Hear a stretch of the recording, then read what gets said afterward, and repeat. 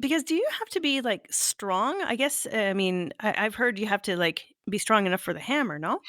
Um, Depends. It really depends. I mean, it depends what you want to be making, right? I want to build myself a big arbor for my front yard.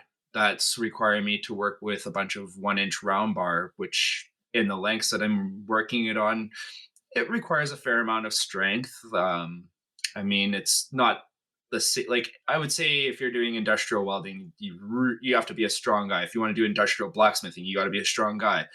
There's like I said, there's different facets to all of it. You go into the industrial side of things, yeah, you got to be a big dude or a big girl. Either there's girls out there that can swing sledgehammers like you wouldn't believe, man. Holy moly!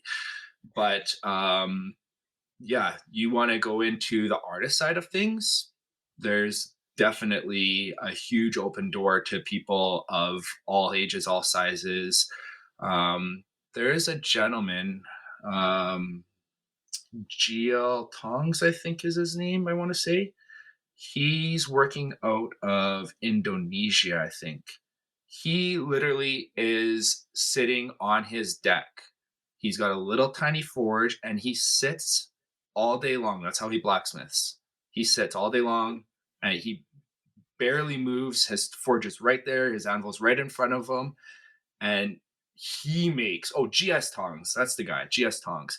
He's another amazing blacksmith that he actually was one of the first guys I ever started following because he has excellent videos on YouTube explaining how to get into the first kind of steps of what you want to be building, like your tongs, your punches, and stuff like that when it comes into blacksmithing.